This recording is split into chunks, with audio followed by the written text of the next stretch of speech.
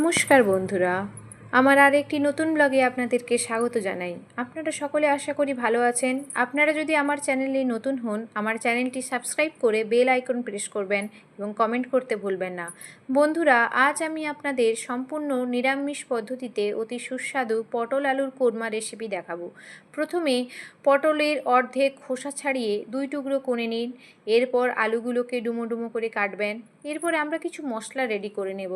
গুঁড়ো মশলার মধ্যে আমাদের লাগবে জিরে, ধনে, গরম মশলা, হলুদ গুঁড়ো। এরপর আমাদের গোটা 10-এর মতো কাজু বাদাম লাগবে, তিল 1 চামচ, পোস্ত 1 চামচ, 1 টুকরো আদা, একটা টমেটো, 4টে কাঁচা লঙ্কা। আমরা কড়াইতে কিছুটা সরিষার তেল দিয়ে ডুমো করে রাখা আলু ও পটলকে লবণ ও হলুদ সহযোগে ভেজে নেব।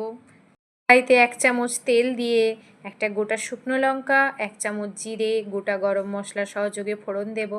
এরপর একটি টমেটোকে কুচি করে নেব। এরপরে আমাদের একটি পেস্ট বানাতে হবে। কাজু বাদাম, তিল, পোস্ত, আদা, একটা টমেটো দিয়ে মশলার সাথে 2 থেকে 3 মিনিট কষিয়ে নেব। এরপরে কালারের জন্য হলুদ গুঁড়ো, স্বাদ মতো লবণ ও চিনি, পরিমাণ মতো গরম মশলা দিয়ে দেব। মশলাটি কষানো হয়ে গেলে ভেজে রাখা আলু পটলগুলো দিয়ে দেব। এতে দিয়ে দেব পরিমাণ মতো জল দিয়ে তরকারিটিকে ভালো করে নেড়ে নেব। এরপর একটি ঢাকা দিয়ে 5 থেকে 7 মিনিট মিডিয়াম আঁচে ফুটিয়ে নেব। এরপরে ঢাকা খুলে 1 চামচ ঘি ও গরম মশলা দিয়ে 2 থেকে 3 মিনিট আর একটু নেড়ে নেব। এরপরে গরম গরম পরিবেশন করুন অতি সুস্বাদু নিরামিষ পটল আলুর কোরমা।